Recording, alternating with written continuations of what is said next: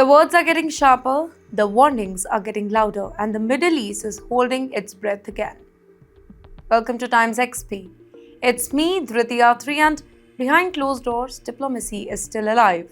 But outside, the language sounds dangerously close to confrontation, and at the center of this rising storm stands Iran, facing pressure, threats, and negotiations with the United States as well. Talks are happening, but they are walking on thin ice. Both the countries are cautiously exploring the possibility of a nuclear agreement. Diplomats are negotiating, back-channel messages are being exchanged, proposals are being reviewed. But trust between the both nations, it remains extremely fragile. And now a new voice has entered the conversation: Turkey. That's right, Turkey has issued a warning, and it is not a soft no. Their Foreign Minister Hakan Fidan, he says that expanding the negotiations too far could trigger serious consequences.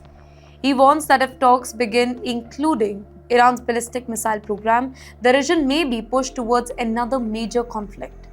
Not tensions, not diplomatic standoff here, a full-scale war risk.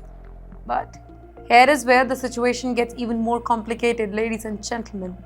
Fidan believes that both the sides, Washington and Tehran, are showing signs of compromise, which sounds hopeful, right? Yet, he also warns that pushing for too many demands too quickly could destroy negotiation completely. Now, this is a diplomatic balancing act. Push too little, talks become meaningless, and push too hard, talks will collapse. While diplomats try to lower the temperature here, political signals are heating up again. From Washington, a strong message has arrived from their Vice President, J.D. Vance. He says diplomacy remains the preferred path for them, but he also made something crystal clear here. Another option still exists. In diplomatic language, that particular phrase, it carries heavy meaning. It often signals military or strategic alternatives that are waiting in the background.